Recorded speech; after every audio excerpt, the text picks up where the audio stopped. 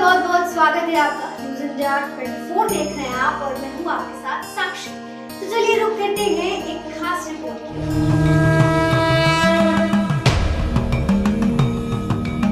मध्य प्रदेश की पवित्र नगरी उज्जैन में स्थित महाकाल मंदिर से पूरे विश्व के सनातनियों की भावनाएं जुड़ी हैं। उज्जैन महाकाल मंदिर कोई सामान्य मंदिर नहीं बल्कि स्वयंभू मंदिर है।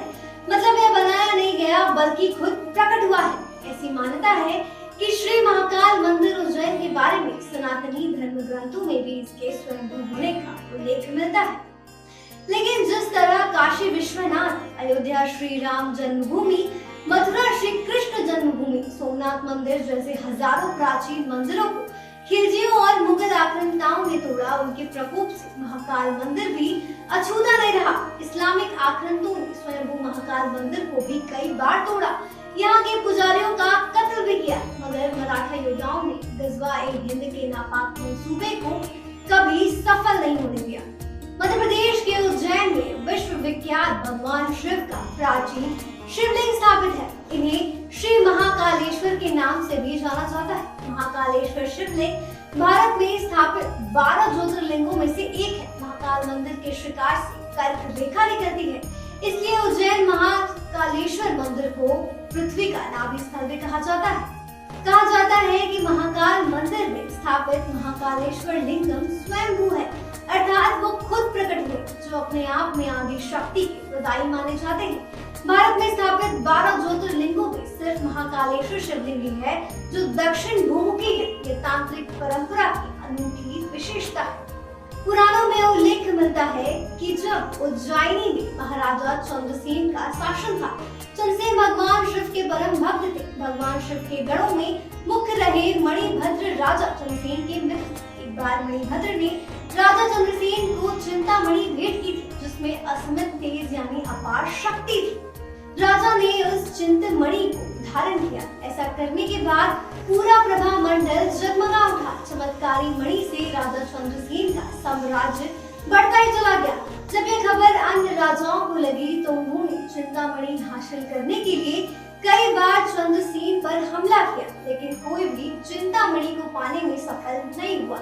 बाद में राजा चंद्रसेन महाकाल की शरण में पहुंच गए और ध्यान मग्न हो गए। ध्यान मग्न चंद्रसेन के पास एक विधवा अपने 5 साल की बेटी के साथ दर्शन के लिए पहुंची। वह बच्चा चंद्रसेन को देख उनसे प्रेरित हो उठा। घर जाकर उस बच्चे ने एक पत्थर लिया और एकांत में ध्यान करने लगा। बच्चा ध्यान में इतना लीन हो गया कि माँ के बुलाने पर भी वह नहीं उठा। बच्चे ने अपनी माता को अनसुना किया, इसलिए महिला ने उसे पीटना शुरू कर दिया और उसकी पूजा का सारा सामान भी फेंक दिया। जब वो बच्चा ध्यान से उठा तो वो अपनी साधना स्थल का दृश्य देखकर वह दुखी हो गया। तभी अचानक उसी स्थल में एक मंदिर प्रकट हुआ और उस मंदिर के गर्भगृह में शिवलिंग दिखाई दिया। तभी से भगवान महाकाल उज्जैनी में विराजमान और महाकाल को उज्जैन का राजाधिराज माना जाता है। तभी भगवान महावीर प्रकट हुए और उन्होंने कहा कि अब बालक की 8वीं पीढ़ी में यशस्वी नंद का जन्म होगा और वे भगवान नारायण के अवतार के पालनहार होंगे। इसी तरह महाकालेश्वर मंदिर का निर्माण द्वापर युग के नंदी जी के 8 पीढ़ी पहले हुआ था। पहला महाकाल मंदिर स्वयंभू था, जिसका निर्माण नंद जी के 8 पीढ़ी पहले हुआ था। कहा जाता है कि ईस्वी पूर्व 6वीं शताब्दी में उज्जैन के राजा चंड प्रद्योत ने अपने पुत्र कुमार संभव को मंदिर की देखरेख के लिए जिम्मेदारी दी थी।